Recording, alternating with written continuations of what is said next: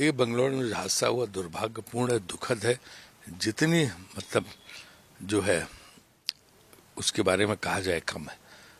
हम लोगों ने इसकी उम्मीद नहीं की थी, खासतौर से आयोजकों ने, कि 35,000 कैपेसिटी है स्टेडियम की, जिसमें फंक्शन था, 3 लाख लोग आ गए।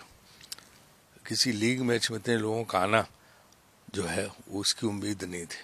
तो अनएक्सपेक्टेड क्राउड था, उसकी वजह से हादसा हुआ जो बहुत दुखद है।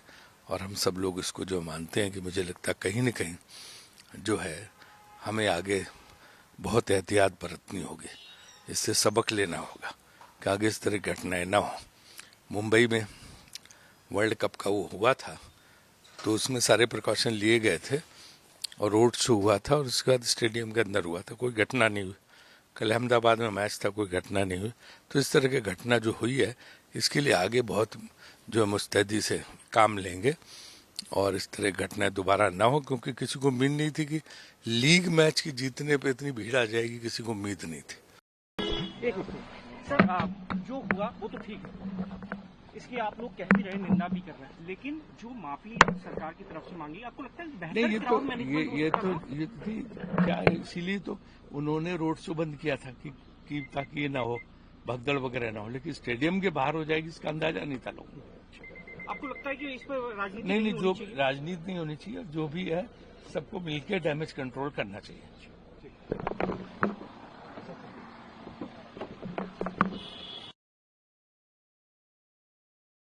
पे क्या आपका रिएक्शन है? नहीं, मेरा यही रखना है कि सबसे पहले तो बहुत दुखद घटना हुई और हम सब लोगों को इसका बहुत बड़ा जो है ये इस दुर्भाग्यपूर्ण घटना का बहुत बड़ा दुख है। और हम जो भी मदद हो सकती है अपनी तरफ से सब लोग मदद करेंगे। और किसी को अपेक्षा नहीं थी कि इस तरह की घटना होगी, क्योंकि लीग के मैचेस में इस तरह भीड़ उमड़ पड़ेगी लाखों लोगों की और इस तरह भगदड़ हो जाएगी और लोग मारे जाएंगे, हमने सोचा भी नहीं था। तो इसलिए बहुत बड़ी है। पहले कुछ अंदेशा पुलिस को था, जो मेरी बात हुई कर्नाटका गवर्नमेंट से, तो लोगों ने बताया कि उन्होंने इसीलिए जो है वो कैंसिल किया था, रोड मार्च जो था, रोड शो उन्होंने कैंसिल किया था और स्टेडियम के अंदर कार्यक्रम रखा था, जैसा विश्व कप में मुंबई में हुआ था। लेकिन इस तरह बाहर उसके भीड़ इतनी हो जाएगा इसकी किसी को परिकल्पना नहीं थी।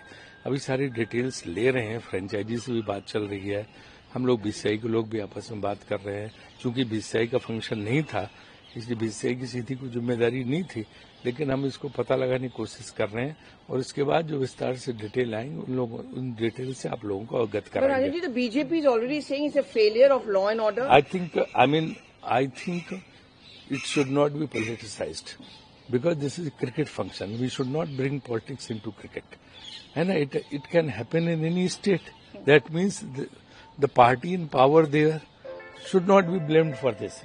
First we should ascertain the facts. After that we should decide what should happen and who is responsible. But saying of the chief minister. So I think it should not be politicized at all. It can happen in any state ruled by any political party.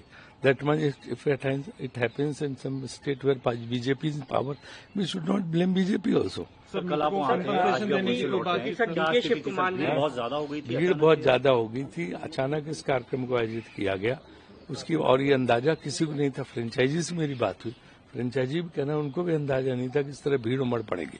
तो ये अचानक हुआ हादसा है जिसको लेकर सारे लोग दुखी हैं और जो भी जितनी मैक्सिमम मदद हो पाएगी मृतकों के परिवारों की और जो घायल है उनके, वो सब करने का प्रयास हो रहा है।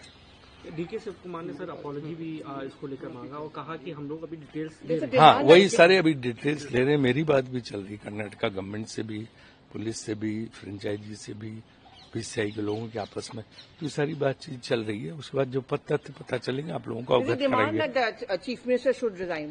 नहीं, देखिए इसमें रिजिग्नेशन ये सब फिर पॉलिटिसाइज करने की बात है, ये पॉलिटिक्स की बात थोड़ा ना है।